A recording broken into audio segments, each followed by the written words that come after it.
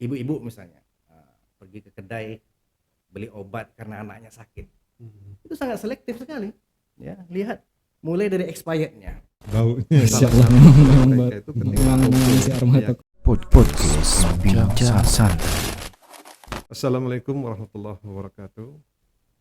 Sahabat podcast Lentera dimanapun berada, yang semoga dirahmati oleh Allah Subhanahu Wa Taala.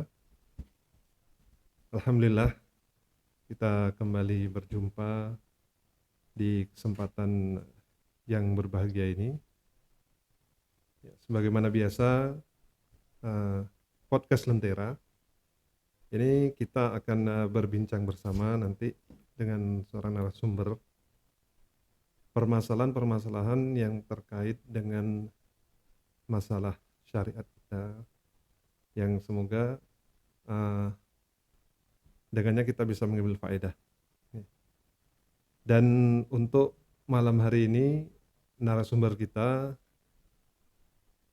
yang nanti kita gali faedah dari beliau, ini seorang yang mungkin sudah sama-sama kita kenal.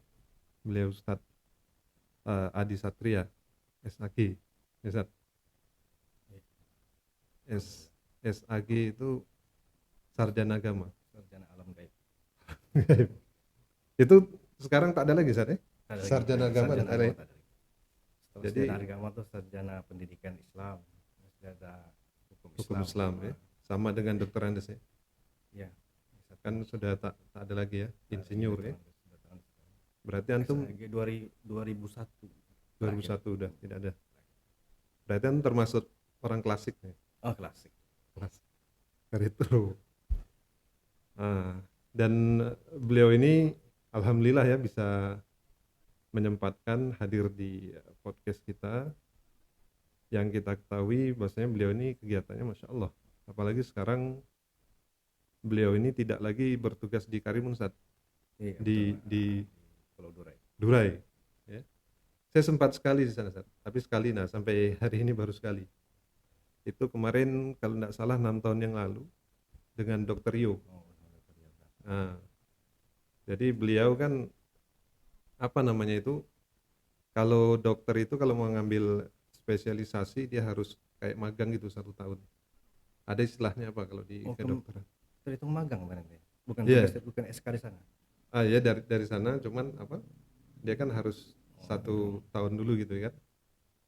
Khusus untuk dokter itu kan, kedokteran. Setelah itu beliau sempat datang sini, ngajak main ke sana. Dan itu kami dari Tanjung Batu, Masya Allah itu jalannya lebih kurang Terajon ya, naik Terajon ya. Dulu naik buat pancung Ustaz. Buat pancung.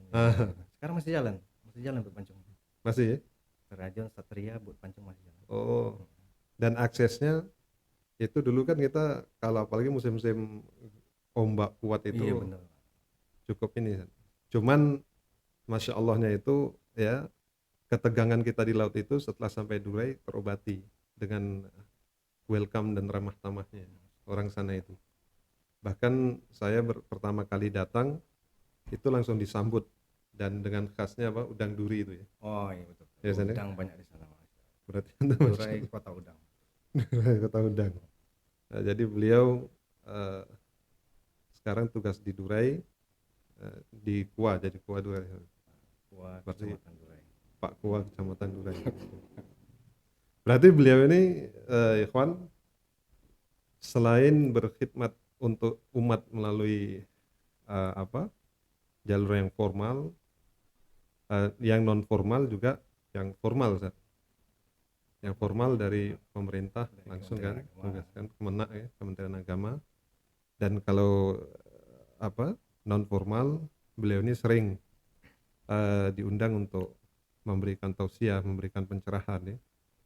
Dan juga aktif terkadang di beberapa komunitas tadi, kayak komunitas biker fisabilillah. Itu kan, nah itu alhamdulillah tuh selalu juga diundang. Dan beberapa teman-teman kita juga ya, yang akan dapat informasi juga selalu mengundang antum gitu, dan mengenal antum. Dan ini Masya Allah, tentunya kita ketahui bersama ya, Ini tentu beliau banyak pengalaman, ya, banyak juga dan beliau mulai dakwah juga bukan dari Karimun juga, tapi sebelumnya di Bogor kemarin ya. Di Bogor. Di Bogor Di beliau sudah Bogor 7 tentu tahun di sudah, sana. insya Allah 7 tahun. 7 tahun. Jadi banyak ya pengalaman, ilmu dari segi pengalaman juga ilmu yang tentunya nanti bisa kita ambil faedah dari beliau. Baik Ustaz, malam hari ini ya langsung saja kita ingin berbincang sedikit masalah hal-hal yang terkait dengan agama kita. Temanya apa? Hidup indah Bersama Sun. bersama sunnah. Ya, Masya Allah. Hidup indah bersama sunnah. Jadi maksudnya gimana Ustaz? Hidup indah bersama sunnah itu dengan sunnah Akan terasa indah. akan terasa indah. Akan terasa indah. Berarti Artinya ya orang yang betul-betul mendalami dan memaknai sunnah itu sendiri, Mhm. dia akan terasa indah. Apapun yang dia tunaikan, apapun aktivitas dia lakukan, dengan sunnah itu sendiri dia akan terasa indah. Masya Allah. Berarti kalau bisa kita artikan kalau hidup sunnah, hidup indah bersama sunnah, berarti dengan seorang menjalankan kehidupannya menggunakan konsep sunnah ini, dia akan mendapatkan keindahan dalam Keindahan kehidupannya. dalam kehidupan. Keindahan bisa kita artikan mungkin kenyamanan, Ustaz. Iya, kenyamanan, Kenyamanan, ketenangan ya. ketenangan. Itu udah jadi jaminan Nabi Shallallahu Alaihi Wasallam. Nabi SAW. Walaupun jadi ya bukan yang berubah keadaannya, Ustaz, ya. Artinya eh, kejadian misalnya yang di dunia ini seperti fitnah-fitnah yang terakhir itu tetap terjadi. Iya, itu pasti. Tapi dengan Pasti. dia berpegang dengan iya, sunnah, iya, ditamingnya oleh sunnah, ditambahin dengan sunnah, dia santai aja orang. Ya, maka menghadapi menghadapi itu fitnah-fitnah ini tetap tenang. nyaman dia. Nggak ada Subhanallah. masalah. Ini menarik ini ya. Kelihatannya menarik ini. Sangat menarik. Permasalahannya ya, dengan sunnah. Tapi mungkin antum lebih bisa apa? Menjabarkan lagi. Bagaimana kok dengan konsep sunnah ini kita bisa memperoleh keindahan dalam hidup tadi, Ustaz? Nah, apakah ada nanti penjelasan dari Rasulullah SAW atau bagaimana dari imam-imam kita dan Iya. seterusnya? Baik. Ya, terima kasih ya. Pertama telah memberikan kesempatan kepada saya ya, jauh-jauh dari Durai bertemu dengan ikhwan-ikhwan di sini. Ya, semoga Allah Taala senantiasa memberikan keberkahan, taufik dan hidayah kepada kita semua. Amin. Dan selalu menjalin satu rahmi. Amin. Bismillah, alhamdulillah, salatu wassalamu ala rasulillah sallallahu alaihi wa alihi wasallam. Puji syukur marilah kita ucapkan kehadirat Allah yang telah memberikan nikmat, rahmat dan karunia yang tidak terhingga, sehingga pada kesempatan yang berbahagia ini kita masih diberikan kesehatan, lalu dapat hadir di studio Lentera Sunnah. Studio mini Lentera. Studio mini Lentera Sunnah dalam rangka ta'awun 'alal birri wat taqwa wa tawassul bil haq wa tawassul bis sabr. Kemudian salawat bering salam semoga selalu tercurahkan buat junjungan kita Nabi kita yang mulia Muhammad bin Abdullah sallallahu alaihi wa alihi wasallam. Kesejahteraan juga semoga selalu dilimpahkan oleh Allah tabaraka wa taala buat keluarga Nabi kita. Kemudian buat para sahabatnya, lalu buat orang-orang yang selalu mengikuti jejak mereka hingga sampai di akhir zaman nanti. Ikhwani fi din a'adzakumullah. Saudaraku seiman seakidah yang dimuliakan oleh Allah. Tema yang akan kita fokus pada hari yang berbahagia ini itu tentang hidup akan terasa indah jika bersama sunnah. Ini para da'i kita, mubalik kita telah mendahului saya dalam pembahasan ini. Di antaranya Syekhuna Yazid bin Abdul Qadir Jawas. Beliau memberikan nasihat dalam salah satu muhadarahnya. Artinya apa? Kata beliau, hidup seorang muslim itu, seorang mukmin yang sejati, kalau betul-betul dia menghayati dan mengamalkan konsep Islam itu sendiri, maka dia akan terasa indah, akan terasa nyaman dengan keberadaan sunnahnya Nabi Shallallahu Alaihi Wasallam. Karena ahlus sunnah wal jamaah itu mereka dan menjadi kewajiban mereka untuk selalu berpegang teguh kepada Al-Quran dan kepada Sunnah Nabi Sallallahu Alaihi Wasallam. Dan ini menjadi pedoman hidup bagi mereka. Ya. Sehingga dalam hidup Ahlus Sunnah wal Jamaah dijadikan tolak ukur pedoman ya, dalam mendalami agama ini, dalam mengamalkan agama yang mulia ini, itu tidak ada lain kecuali Al-Quran dan As-Sunnah. Karena Al-Quran dan Sunnah adalah jaminan keselamatan ya. Dalam Islam, jaminan keselamatan dunia dan jaminan keselamatan akhirat adalah Al-Quran dan As-Sunnah. Oleh karenanya Yazid bin Abdul Qadir Jawas, salah satu dai kita, ustadz kita, alhamdulillah saya selama di Jakarta sana mungkin hampir 14 tahun bermajelis dengan beliau. Ini nikmat sekali tadi. Ya, di Jakarta kuliah, kemudian bermajelis dengan beliau di Dewan Dakwah di pertama, kemudian Ustaz Abdul Hakim bin Amir bin Abdad di Pramuka, terus dilanjutkan di daerah kota. Anda lihat satu kenikmatan, Ustaz, di mana dua dai ini ya, bahkan bisa kalau di sebagian ikhwah kita ada yang menggelar itu syekhon. Iya benar. Ibarat seperti Bukhari Muslim, Betul, Abu Bakar dan Umar gitu kan. Syekhon. Di Jakarta masa itu. Dan karena Mesa termasuk dai-dai yang awal min awalin ya. Waktu itu kita belum mengenal Dr. Syafiq Riza Basalamah.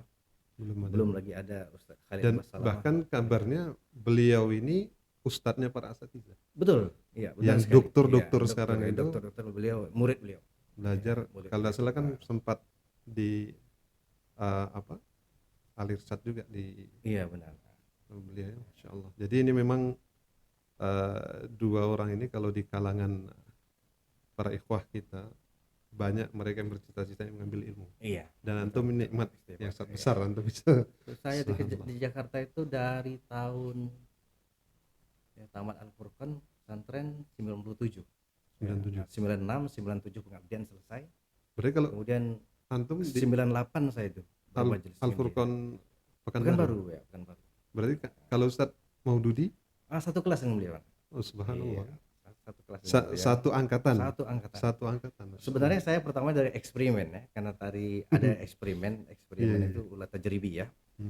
Itu karena kami 9 orang, kemudian makin lama makin berkurang, akhirnya sama Buya Jupri Effendi Wahab rahimahullah, karena tinggal sendirian jadi bergabung dengan Ustaz Maududi. Karena rata-rata alumni teman-teman Ustaz Maududi itu tamat SD dia masuk pondok. Kalau saya kan tamat MTS. Tamat MTS. Jadi bergabung dengan Ustaz Maududi itu sejak dari kelas 4, 5, 6 sampai selesai. Sama Ustaz Maududi Abdullah, Ustaz Effendi. Berarti begitu ya dengan ini ya. Ustazuna. Siapa itu? Ustaz Raja itu kita adik antum kelas ketemu? Saya alumni. Ketemu. Saya masih sempat ngajar beliau. Saya sempat ngajar beliau. Berarti tapi jauh kita. Nah, kayak pengabdian saat kalau sekarang. Waktu saya mengabdi, pengabdian beliau itu masih kelas 2, kelas 3 lagi. Kalau kelas 2 berarti sama dengan SMP. Sama dengan SMP kelas 2. SMP kelas 2 ya. Beliau kan tamat SD baru ke Al-Furqan. Kemudian Ana juga pernah ngobrol pas kita ngundang Ustadz Ali Akbar atau Ali Ahmad. Iya, itu guru anak. Beliau itu angkatan yang angkatan pertama, sama di bawahnya angkatan pertama sekali ya, ketika Buya almarhum tuh ya rahimahullah belum lagi buka pesantren. Itu ada Ustadz Armin Halim rahimahullah. Oh iya, itu beliau. Beliau tahun 2005 itu terakhir di Jogja ketemu. Kalau tidak salah beliau dari Muhammadiyah dulu. Ya, dan betul. Diundang orang Muhammadiyah. Dan itu salah satu ucapan beliau itu kalau saudara kita dari kalangan Muhammadiyah itu berpegang teguh dengan prinsipnya Syekh Ahmad Dahlan, Kiai Ahmad Dahlan, beliau pasti sejalan dengan dakwah Ahlussunnah ini. Dan itu sempat nggak lama setelah itu kami mendengar kabar beliau sakit, tidak lama itu wafat. Satu kelas dengan Ustaz Zain. Iya. Ini menarik. Kembali Ustaz kemudian belajar ya dengan Ustadz Yazid itu. Iya. Dan itu tentu dan mereka ini kan memiliki ciri khas kalau pelajaran disampaikan masalah akidah, masalah usul. Kalau Dan Ustaz Abdul Hakim Sahih Bukhari. Oh, Ya, hadis. ke hadis beliau, Iya, ya. hadis. Dan itu bahkan dahulu sebelum apa? Seperti sekarang banyak kita temui alumni hadis, ya. Dan beliau sudah dahulu kita lihat, bahkan ada salah satu kitabnya saya lupa yang belum sampai selesai sebenarnya. Dan ini sempat punya hadis sahih, Ya. hadis dhaif, kumpulan maudhu itu 2 jilid dan masail. Berarti memang sudah menjadi ciri khas beliau. Sehingga tadi saya beliau memberi penekanan tentang masalah sunnah tadi. Masalah sunnah, manhaj, Masalah akidah, yang itu bisa mendatangkan kebahagiaan dalam kebahagiaan di dunia dan akhirat. Jelas. Ya. Sunnah kita kalau betul-betul mendalami, memahami dan mengaplikasikan sunnah, semua aktivitas kita akan terasa indah. Nah, beliau Hafizullah telah menjelaskan kepada kami bersama di majelis beliau. Artinya tolak ukurnya, standarisasi adalah generasi terbaik dari umat ini. Mereka telah mempraktekkan, ya. Mereka telah mempraktekkan itu, makanya sampai Nabi kita yang mulia Muhammad sallallahu alaihi wasallam memuji mereka dengan khairun nasi qarni. maksudnya generasi terbaik ini Para sahabat sahabat. radhiyallahu alaihim jami'an. Nah. Para sahabat telah mempraktekkan itu. Artinya apa? Mereka betul-betul berbahagia, ya. Merasa senang, merasa bangga, ya. Dijamin oleh Nabi generasi yang terbaik, dan apapun yang keluar dari mulut Nabi Shallallahu Alaihi Wasallam mereka amalkan, ya. Baik itu perintah, larangan dan seterusnya, itu menjadi pakaian hidup mereka. Jadi penjelasan dari Ustaz Yazid bin Abdul Qadir Jawas kepada kami semua, siapa mereka yang mempraktekkan pertama kali bahagianya mereka di atas sunnah, generasi yang terbaik di rumah ini. Ya. Makanya populer dari para ulama, ya, turun temurun, seperti termasuk Imam Ibnu Katsir mengatakan laukana khairan lasabakuna ilaih. Itu populer dari zaman berzaman, ya. Laukana khairan lasabakuna ilaih. Kalaulah sekiranya apa yang dibuat oleh orang belakangan ini baik, ya, tentu mereka generasi yang terbaik lebih dulu mendahulinya. Artinya apa? Karena mereka sangat rakus terhadap yang namanya kebaikan, rakus terhadap yang namanya sunnah. Oleh karenanya berkaca, ya, dalam masalah agama, ya, berkaca dengan mereka pada generasi yang terbaik ini hukumnya wajib, ya. Termasuk kata Ustaz Yazid manhaj bagi kita kaum muslimin, ya. Kalau ingin baik dunia kita, baik akhirat kita, berkacalah dengan mereka. Cara beragama mereka. Ini salah satu metode, ya, para ahlus sunnah wal jamaah, ya, dari zaman berzaman memang seperti itu. Artinya apa? Bedanya cara beragamanya salafun saleh dengan cara beragamanya kebanyakan orang seperti itu. Artinya apa? Mereka itu bersanad, ya, bersanad, ya. Bukan kila wakila, tapi bersanad. Artinya sangat ilmiah sekali, ya, sangat ilmiah sekali. Kalau kita mau merasa keilmiahannya itu, maka kita harus terjun ke dalamnya, lihat seperti apa. Sama seperti kalau kita lihat di masyarakat kita, ibu-ibu misalnya pergi ke kedai beli obat karena anaknya sakit, itu sangat selektif sekali, ya. Lihat mulai dari expirednya, ya, ada nggak LPP MUI, ada label halal, cocok tak dengan anak saya, kan gitu. Itu sangat selektif sekali. Nah, sementara agama seharusnya lebih, ya. Karena ini jaminan keselamatan, ya, jaminan keselamatan.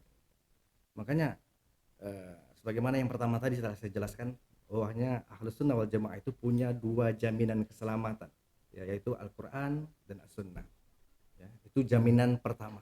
Kemudian jaminan keselamatan yang kedua, dalam memahami Al-Quran dan As-Sunnah ini itu harus terfokus kepada pemahaman yang benar, yang tidak diragukan lagi kebenarannya dan diakui, dan, ya, itu mereka adalah generasi yang terbaik dengan pemahaman salafun salih radhiyallahu alaihim jami'an, ya. Salafun salih itu siapa, Ustaz? Mereka orang-orang terdahulu, ya. As-sabiqunal awwalun minal muhajirin wal ansar walladzina nattaba'uhum bi ihsanin. Ini dalam Al-Qur'an, ya, jelas. Salafun salih, orang-orang terdahulu yang pertama, generasi pertama Islam, Siapa mereka? Jelas para sahabat. Para sahabat Rasul. Para sahabat Rasul. Karena kan kadang sebagian orang mereka bertanya siapa sih para sahabat. Apalagi akhir-akhir ini kan istilah salaf ini sudah mulai Iya, betul. ya, Ustaz, ya. Dan terkadang ada sebagian kita yang belum mengetahui. Berarti salaf itu adalah para sahabat Rasul. Para sahabat. Generasi pertama. Generasi pertama. Para sahabat. Berarti mereka lah yang menjadi tolak ukur saja. Betul, standarisasi dalam beramal dan beribadah, dan kita berpedoman kepada mereka. Karena memang kalau kita lihat ya, Ustaz, ya, semua mohon maaf kelompok-kelompok yang mengatasnamakan Islam yang mereka tentunya hanya pengakuan. Iya. Ya. Itu mereka ketika ditanya memang kami membawa Al-Quran Sunnah.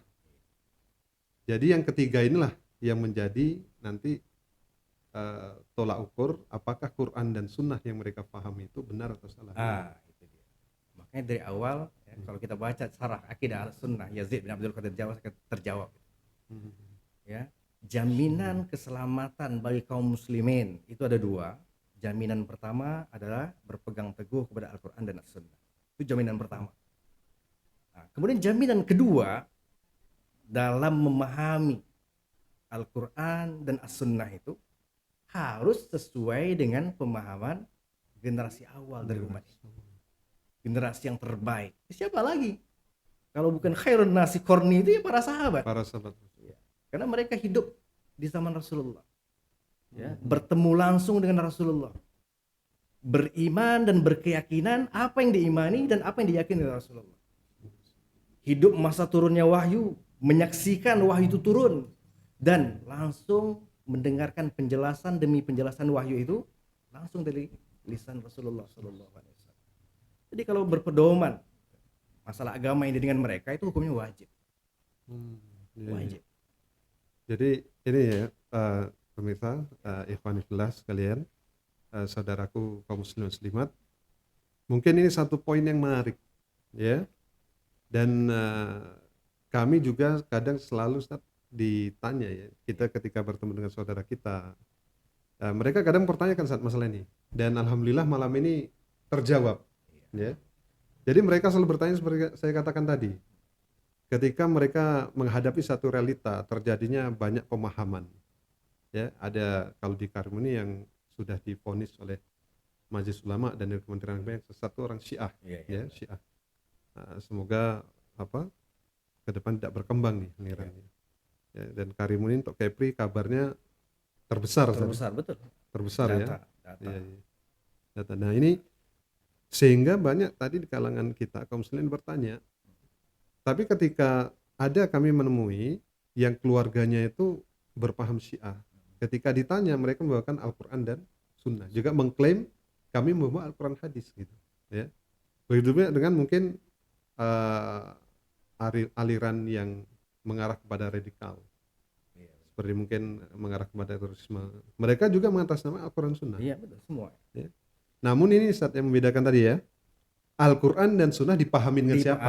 Pemahaman gitu. siapa? Nah, itu yang jadi kalau masalah. dipahami oleh pendiri mereka, ya jadinya seperti itu. Kalau Syiah itu nggak salah Abdullah bin Saba, ya, yang mana walaupun pakai Al-Quran dan Sunnah sama dengan Ahmadiyah mungkin. Ahmadiyah ini kabarnya di Karimun sudah ada juga, Sat. Dulu pernah kita data. Waktu itu saya masih di Kementerian Agama, belum di KUA lagi kan. Itu mendata dulu ada satu keluarga itu dari Ahmadiyah. Waktu itu bermarkas di TMK Meral. Nah, TMK Meral. Akhirnya dibujuk karena Pak Samsudin kasih bimas waktu itu, kasih ures dan haji, ya. Dan beliau juga RT di situ. Nah, didatangi satu keluarga itu, hanya pengakuannya hanya ikut-ikutan saja. Nah, dia datang dari Jawa. Oh berarti bukan bukan sini, datang dari Jawa, menetap di STMK, sempat juga membuat sedikit macam pertemuan-pertemuan gitu. Nah, setelah itu tercium baunya kan, akhirnya negosiasi, akhirnya balik ke Jawa. Wallahu ta'ala, apakah sekarang ada yang baru yang bawa lagi? Dan ini mereka ya, salah satu klaim mereka itu ketika meyakini adanya nabi. Ini kan sebenarnya kekufuran Ustaz ya. Iya, betul. Dia meyakini adanya nabi setelah Nabi Muhammad. Tapi mereka buat dalil. Betul. Khatimul Anbiya wal Mursalin itu dari nas. Ah, Ya, Khatimul Anbiya, khatam di situ hanya mereka menganggap Ah. tidak, itu tadi kalau memahami ayat, konteks memahami ayat itu bukan dari konteksnya pemahaman para sahabat generasi terbaik tabi'in dan apa tuh pengen pasti akan nyalah, pasti akan nyalah. Kalau orang kita bilang sedap teka aja. Betul. Itu Kalau menerjemahkan suka-suka, sedap apalagi teka. sekarang mereka melihat bukan dari asbabun nuzul, bukan asbabul wurud. Kalau hadis kan dapat sebuah hadis mereka sarahkan sendiri, padahal hadis itu kan ada asbabul wurudnya. Iya, iya, iya. Al-Quran sama, ada asbabun nuzulnya. Lihat, khotamun di situ apa?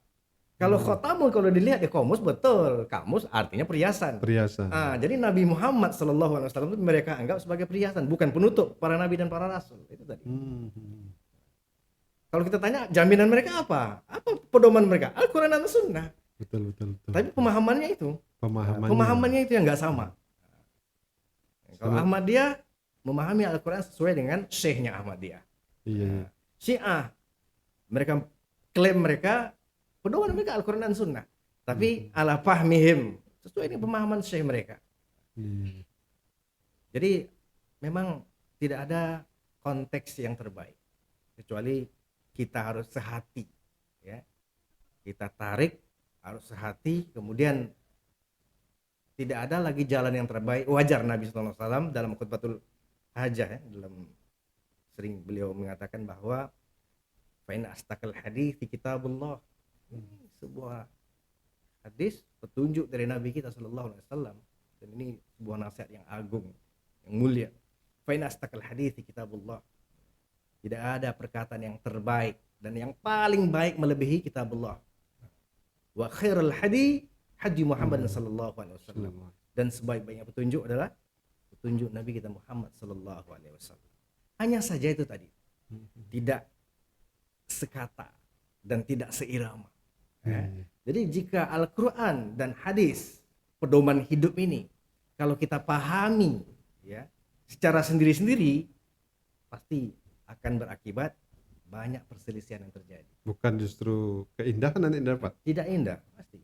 Dan tentunya kenapa kita mengikuti pemahaman para sahabat ini karena rekomendasi atau tazkiyah langsung dari Allah tentunya. Jelas. Kalau mereka kan tidak ada. Berarti itu memang ada saja. Ada ayat itu kan, as-sabiquna al-awwalun minal muhajirin wal ansar. Allah langsung yang memberi titelnya para sahabat radhiyallahu anhum wa radu'an. Ya. Allah ridho. Maka sekarang kalau disebutkan nama sahabat Radhiyallahu. Ya.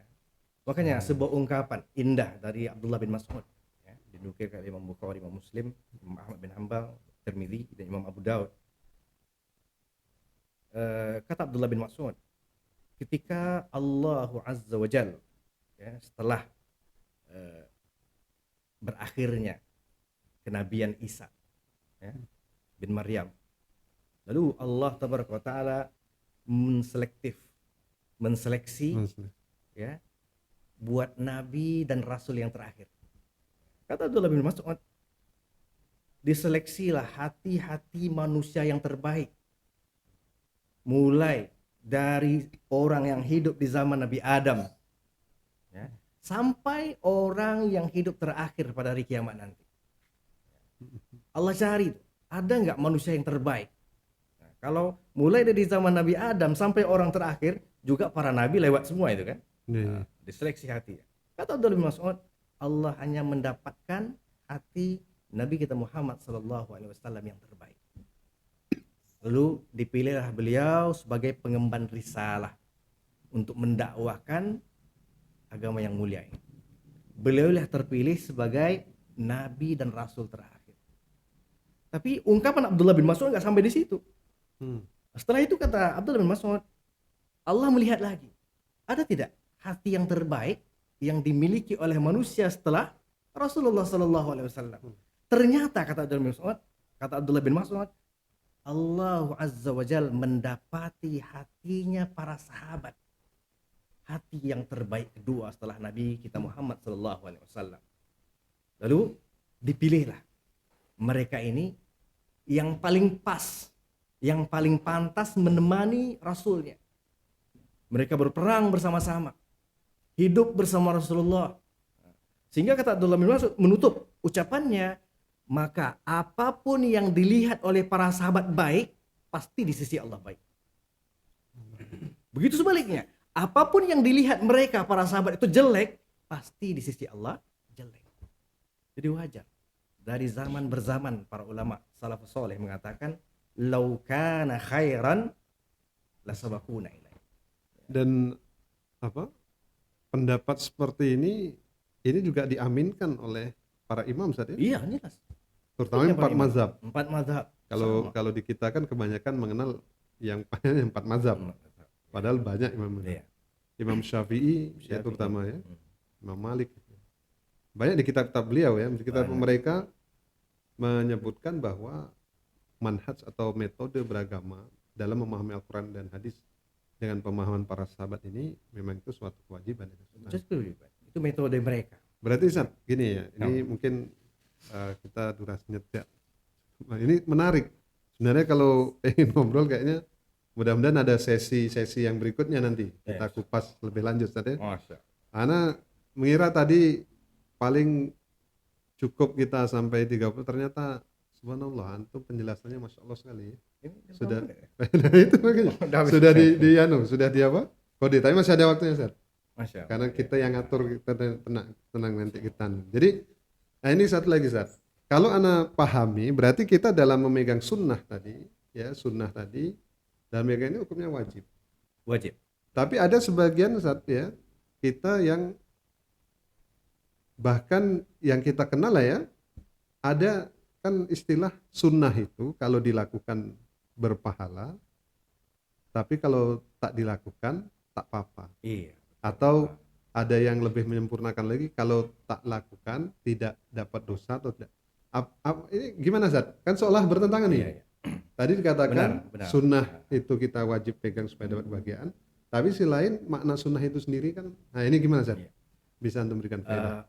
Makna sunnah yang diinginkan di sini, sebagaimana penjelasan Rasulullah SAW dalam hadisnya, taraktu fikum amrayni ma in tamassaktum bihima lan tadillu abada, kitabullah wa sunnatur rasul. Ya. Aku tinggalkan dua perkara, selagi kalian berpegang teguh kepada keduanya, maka kalian tidak akan pernah sesat selama-lamanya.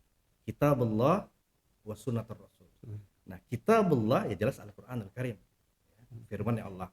Kemudian sunnatur rasul ya jelas itu adalah hadis. Nah, kalau guru saya Ustaz Yazid mengatakan perjalanan Nabi, sirahnya Nabi, ya, ucapan Nabi, qaul, fi'il, perbuatan beliau, bahkan sampai takrir dan tawakuf beliau dalam masalah tersebut itu adalah sunnah. Ya, takrir, ketetapan beliau. Ya. Tawakuf kata Ustaz Yazid, tawakuf itu bagian juga dari perjalanan sunnah beliau. Diamnya beliau. Nah, diam. Contohnya dalam masalah ini ya, para sahabat sebagian mungkin anaknya terlalu banyak ya, mereka melakukan azal. Azal. Azal ya. Kalau istilah orang sekarang KB gitu kan. Kalau pemirsa enggak tahu azal itu apa, silakan nanti tanya di komentar. Oke, silakan. Ya, Azal, kita bahas. Dan beliau nanti langsung jawab. Iya, para Jangan sahabat dibahas. para Belum sahabat nikah, pernah ya. bertanya kepada Nabi SAW tentang masalah azal ini. Iya. Beliau tidak mengiyakan dan juga tidak melarang. Tidak melarang. Itu tawakuf. Iya. Kedua, dalam ada bab at-atimah, bab makanan, itu ada para sahabat memakan yang namanya binatang dob, namanya kan, itu binatang padang pasir. Dob. Kalau di kamus-kamus kita lihat dob itu biawak. Biawak. Biawak nggak boleh dimakan. Sementara biawak itu hidup di mana-mana kan. Kalau dob itu hanya di padang pasir. Itu kalau lihat bentuknya aja di kamus ada itu, kamus Muhammad Yunus tuh ada gambar. Kalau Mungkin lihat sekarang bentuknya, udah di Google aja. di Google bisa lihat. Dob itu sejenis biawak memang, cuman dia bukan biawak. Dia khusus binatang hewannya padang pasir. Itu dimakan para sahabat. Tapi Rasulullah tidak. Rasulullah makan. Beliau hanya tawakuf, mendiamkan. Makan para sahabat. Sehingga kena diterjemahan kamus itu dob itu biawak, banyaklah orang makan biawak gitu. Padahal itulah perjalanan sunnah. Ya. Sunnah yang dimaksud itu hadis Nabi. mulai dari ucapannya, mulai dari perbuatannya, ketetapan beliau, ya, perjalanan sirah beliau itu adalah sunnah. Sementara sunnah yang selama ini kita ketahui kalau dikerjakan berpahala, tak dikerjakan tidak berdosa, tak apa-apa itu. Tak Saudara. apa. Itu dalam hal kalau dalam fikihnya ada istilahnya mustahab. Hmm. Wah, mustahab ya. Kalau dikerjakan berpahala ya. Kalau tidak dikerjakan ya tidak apa-apa. Itu mustahab ya. Iya. Itu sunnah juga. Sehingga saya ingat waktu di majelisnya Buya Jufri Ibn Wahab rahimahullah, kata beliau yang sunnah Nabi itu adalah pakai tasdid, sunnah, sunnati alaikum bis sunnati, sedangkan mustahab ini adalah sunnatun duna tasdid. Seperti itu. Oh begitu. Seperti itu. Itu saya yang ngajarkan. Saya ingat betul kan? Yang kan sunnati itu adalah hadis, itu ditasdid. Sementara mustahab sunnatun biasa tanpa nunnya, tanpa tasdid. Tasdid. Itu dijelaskan oleh Buya Jufri. Yang ini yang dimaksud semua orang sunnah jika dikerjakan berpahala, jika ditinggalkan ya enggak berdosa. Berarti kalau kita ucapkan misalnya ditanya sholat isya itu gimana? Ya sunnah. Kalau ditinjau dari segi lafaz tadi itu lafaz maknawi yang ya, makna tadi. asal. Berarti kalau kita lihat sunnah ini maknanya banyak Ustaz ya. Iya. Mungkin ada dari ulama fikih ini, ulama yang khusus bahas masalah hadis atau akidah. Oh subhanallah ya. Jadi ini menarik sekali ya pemirsa, pembahasan kita, namun tak terasa saat inilah tadi itu kan, antum bilang tadi 40 menit, gitu macam, ini kalau orang gede kopi ini tak terasa sebenarnya, tapi subhanallah ya, ana melihat banyak faedah yang kita ambil dari apa yang beliau sampaikan. Mungkin mohon koreksinya saat ana simpulkan ya dari pembicaraan kita. Jadi dari pembahasan kita malam hari ini ya, kenapa sunnah itu menjadi sebab yang bisa mendatangkan kebahagiaan? Pertama karena itu memang perintah dari Allah dan Rasulnya ya, untuk berpegang dengan itu. Dan kita ketahui bahwasanya apa yang diperintahkan oleh Allah dan Rasulnya itu asalnya mesti memberikan suatu maslahat yang khalisah secara umum ataupun sebagian besarnya. Ya, nah, kemudian jangan lupa ikhwan sekalian wa akhwat fillah, Al-Quran dan sunnah ini tidak cukup kita hanya berpegang, artinya memahami dengan pemahaman kita saja. Harus ada standarisasi dalam memahami Quran sunnah ini. Dalam hal ini ya kata beliau tadi sampaikan pada kita, satu-satunya pemahaman yang diaminkan ataupun dianjurkan atau diperintahkan oleh Allah dalam Al-Quran dalam memahami Al-Quran Sunnah ini dengan pemahaman para sahabat Rasulullah SAW. Nah, ini secara Al-Quran, secara hadisnya ada saja. Iya. Dan bahkan ini juga yang didakwahkan oleh para imam, seperti imam yang 4 dengan memahami dengan pemahaman para sahabat. Jadi ini yang bisa mendatangkan kebaikan. Dan ingat ya, kita memegang Al-Quran, Sunnah dengan pemahaman para sahabat, dan kita di sini mengajak, ya, bukan ke paham kita ya. Iya betul. Kalau kita sama-sama bagaimana mengikuti Quran dan hadis tadi dengan pemahaman para sahabat. Kenapa pemahaman para sahabat? Karena satu-satunya pemahaman yang Allah perintahkan ya untuk digunakan dalam memahami Al-Quran dan hadis tadi adalah pemahaman para sahabat Rasul. Kemudian juga faedah yang bisa kita ambil tadi istilah sunnah ya, dan malam hari ini saya dapat faedah baru, sunnah dengan tasdid bin tasdid tadi ya. Kalau sunnah, nah itu yang perjalanan Rasul, sirah tadi, segala tindak tanduk beliau, ucapan perbuatan beliau, bahkan takrir tawakufnya beliau itu itulah sunnah. Maka bisa dikatakan sholat wajib itu apa ya, sunnah kalau dari sisi ini pemahaman ini. Tapi kalau dari segi ulama fikih, sunnah itulah yang kita kenal kebanyakan. Iya. Ya, maka yang bisa mendatangkan kebahagiaan tadi adalah sunnah dengan makna umum tadi. Ya, tadi. Dan ini Masya Allah sebenarnya masih banyak saat tanda tanya ya. Kami maaf ini apa baru faedah luarnya ya Ustaz. Insya Allah di kemudian hari mudah-mudahan antum bisa memberikan faedah lagi yang lebih mendalam terkait dengan pembahasan kita malam hari ini Ustaz. Ya, dan Nana mengucapkan jazakumullah khairan wa barakallahu fiik. Semoga ilmu yang antum berikan ya, bisa menjadi sebab datangnya baik kebaikan ya, bisa menjadi amal jariah buat antum. Ini penutup Ustaz, barangkali ada sedikit penutup dari antum, pesan bagi sahabat Lentera. Iya. Sesuai dengan tema yang kita bicarakan pada malam ini, yaitu hidup indah bersama sunnah. Hidup indah bersama sunnah ini adalah kehidupan yang senior kita telah melewati ini, dan mereka juga telah merasakan ini, sehingga kalau kita mendambakan kehidupan yang seperti mereka rasakan, tentu kita juga harus menempuh dengan thariqah, dengan jalan yang sama. Imam yang 4, mereka punya akidah yang sama, seperti nasihatnya Imam Malik bin Anas. Kata beliau, ini sebagai penutup dari tema kita, kata beliau, kullu khairin bittiba'i man salaf wa kullu syarrin bi ibtida'i man khalaf. Setiap kebaikan dengan mengikuti cara beragamanya orang-orang dulu, orang-orang terdahulu yang lebih dulu masuk Islam daripada kita, itu maksudnya Para sahabat. Iya, para sahabat. Wa kullu syarrin fi ibtida'i man khalaf. Setiap kejelekan itu pasti diada-adakan oleh orang belakangan. Di mana mereka yang ngaku-ngaku berpegang teguh pada Al-Quran dan Sunnah, tapi memahaminya, menafsirnya ya dengan pemahaman mereka sendiri, ya, tidak melihat pada asbabun nuzul Al-Quran itu tadi, dan juga tidak menoleh kepada asbabul wurud daripada hadis itu. Mungkin ini yang bisa kami ketengahkan, ya. Mudah-mudahan bermanfaat untuk saya pribadi khususnya dan kita yang hadir, ya. Terima kasih atas segala perhatian dari kawan-kawan Lentera, dan mohon maaf atas segala kekurangan. Kepada Allah kami mohon keampunannya, dan kepada para hadirin sekalian yang mendengar dimanapun Anda berada, semoga Allah senantiasa memberikan taufik dan hidayah kepada kita semua.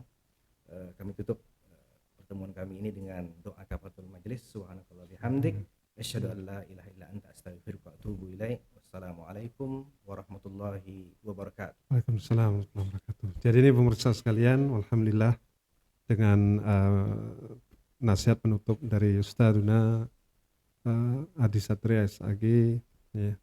Tadi ya, ini pembicaraan sangat menarik sekali. Ya, mudah-mudahan lebih kurang sekitar 40 menitan kita di sini berbincang masalah syariat. Ini bisa kita ambil faedah yang banyak, dan tentunya bisa kita amalkan dan kita dakwahkan, sehingga tidak hanya memberikan kebaikan bagi diri kita pribadi, tentunya bagi kita semua.